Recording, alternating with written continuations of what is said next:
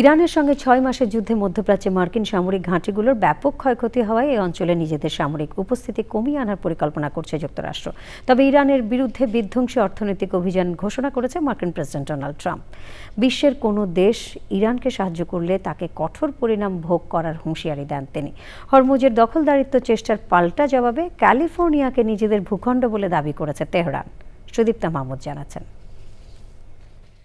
Truth সোশ্যালে post করা এক বার্তায় ইরানের বিরুদ্ধে নতুন করে অভিযানের ঘোষণা দিয়ে মার্কিন প্রেসিডেন্ট ডোনাল্ড ট্রাম্প বলেন, এটি হবে একটি অর্থনৈতিক যুদ্ধ।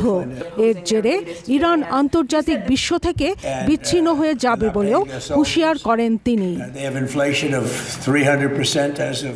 ইরানের পার্লামেন্টের জাতীয় নিরাপত্তা ও পররাষ্ট্র নীতি বিষয়ক কমিটির সদস্য ফাদা হোসেন মালিকি স্পষ্ট করে জানান, ইরানের ওপর যে আঘাতই আসুক তেহরানও একই মাত্রায় জবাব দেবে।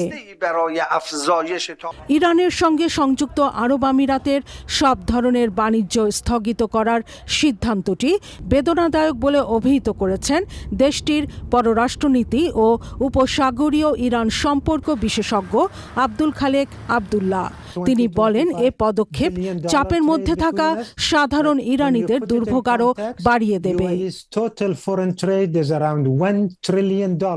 বাগদাদে ইরাকের প্রেসিডেন্ট নিজার আমিদির সঙ্গে সাক্ষাৎ করেছেন ইরানের পার্লামেন্ট মজলিসের স্পিকার বাঘের গালিবাফ।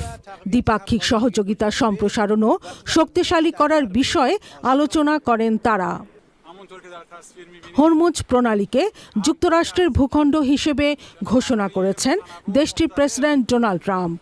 পাল্টা জবাবে যুক্তরাষ্ট্রের ক্যালিফোর্নিয়া অঙ্গরাজ্যকে নিজেদের নতুন ভূখণ্ড ঘোষণা করেছে তেহরান।